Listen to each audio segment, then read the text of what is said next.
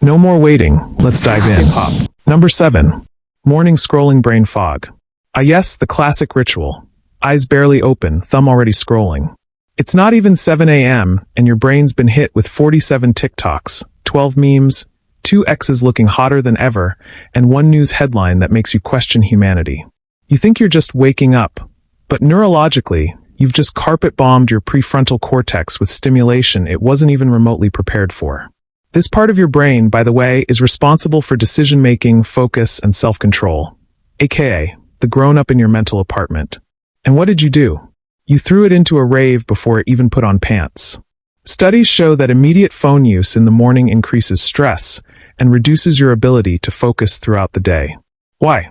Because your brain shifts straight from dreamy theta waves to full-on dopamine warfare, with no chance to gently boot up. It's like waking a cat by blasting a foghorn. Don't be surprised when it claws your face. So yeah, that innocent scroll session might feel like a harmless habit. But neurologically, it's like opening 37 tabs on a 2003 computer. Welcome to Brain Freeze, AM edition. Number 6. Multitasking Mayhem. You, the noble warrior, juggling 5 tabs, Spotify, a podcast, 3 conversations, and a microwave burrito, all while pretending to work. Productivity level, 1000. Brain efficiency? Somewhere below sea level. Here's the science why slap. Your brain doesn't actually multitask. It task switches. And it's terrible at it. Every time you flip between writing that email and watching a dog video where it says mama, your brain has to stop, reorient, reload context, and then do it again. That costs cognitive resources, kind of like mental toll booths that slow everything down and charge you focus coins.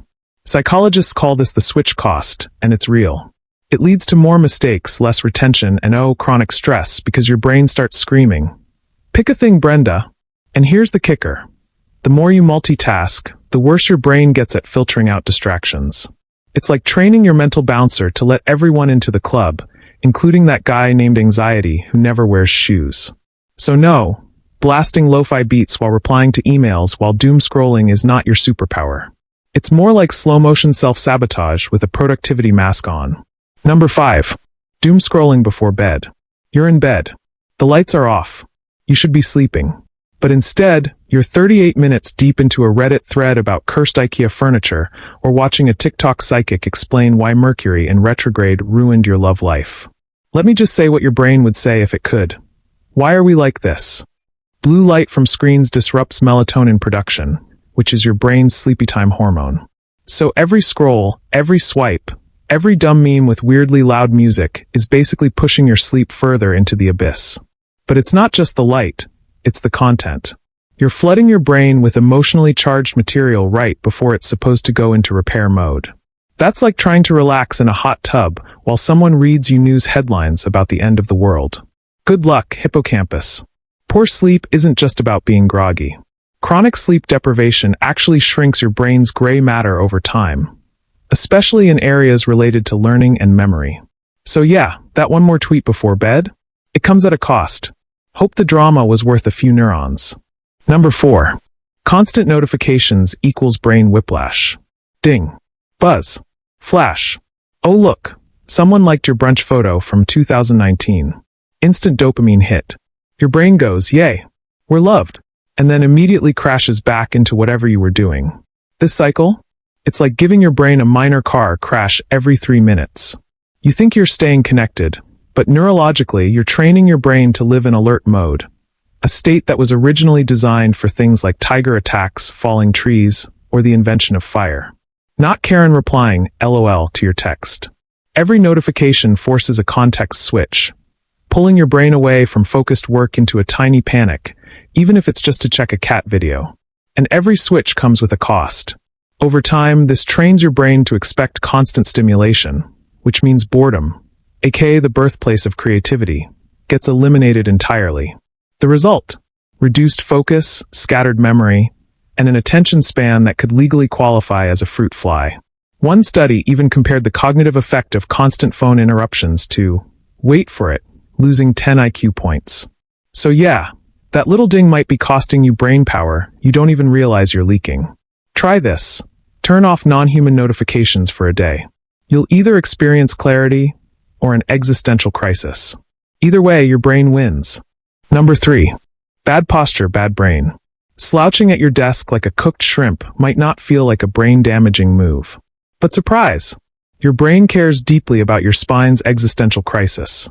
When you sit in poor posture, hunched over, shoulders caved, neck forward like you're trying to merge with your phone, it doesn't just affect your body. It affects oxygen flow to your brain. Because, science alert, blood flow matters. When your posture compresses your lungs and blood vessels, you get less oxygen upstairs. That means your brain has to work harder to do the same things. Focus gets fuzzy, memory gets glitchy, and mood? Say hello to sadness, anxiety, and a general sense of ugh. There's even research showing that posture directly influences brain chemistry. People who sit upright tend to report higher energy, better mood, and even more confidence. And yes, this includes the gamer curve, the Netflix noodle, and the I'm working but actually melting positions. So next time you're folding into a chair like a human ravioli, straighten up. Your brain's literally begging for air. Number 2. Overthinking everything. Welcome to the Overthink Olympics, where your brain competes against itself in a non-stop loop of what if? And why did I say that? And did I lock the door? Oh God, did I? Here's the deal. Overthinking isn't just mentally exhausting. It actually rewires your brain to become more anxious. When you obsess over problems, your brain strengthens the neural pathways associated with worry and fear. Basically, you're building a superhighway for stress. Congratulations? And the worst part, your brain thinks it's being helpful.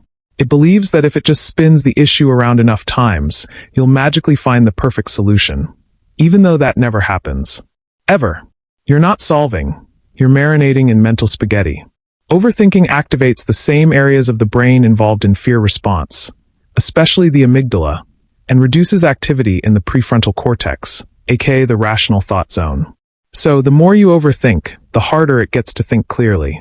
It's a loop, and you're stuck in it like a hamster on an anxiety wheel. The science says chronic overthinking leads to poor decision-making, sleep problems, and even shrinking gray matter in the brain regions linked to emotional regulation. So yeah, that harmless spiral at 2 a.m. might actually be eating your brain for breakfast. Sometimes the smartest thing your brain can do is just shut up for a bit. Number 1. Drinking too little water. Look, your brain is basically a sad raisin when it's dehydrated. Roughly 75% of your brain is water. And no, that's not an excuse to call yourself a water-based life form who deserves to nap. It's biology. When you don't drink enough water, your brain starts to shrivel like a forgotten apple slice in a school lunchbox. Mild dehydration, we're talking just 1 to 2% loss of body water, can impair attention, memory, and mood. That's not dramatic. That's science. And yet, most people walk around chronically dehydrated like it's a personality trait. You think you're just tired, cranky, and forgetful. Nah, you're probably just low on brain juice. Why does this happen? Because dehydration reduces blood flow to the brain and messes with your electrolyte balance, making neuron communication slower and sloppier. So when you skip water all day and then wonder why you're emotionally crashing at 3 p.m., congratulations, your brain is trying to process life with the consistency of mashed potatoes. Pro tip: if your pee looks like Mountain Dew, your brain is not okay. That's all for today. Thanks for listening. Don't forget to subscribe for more videos coming soon.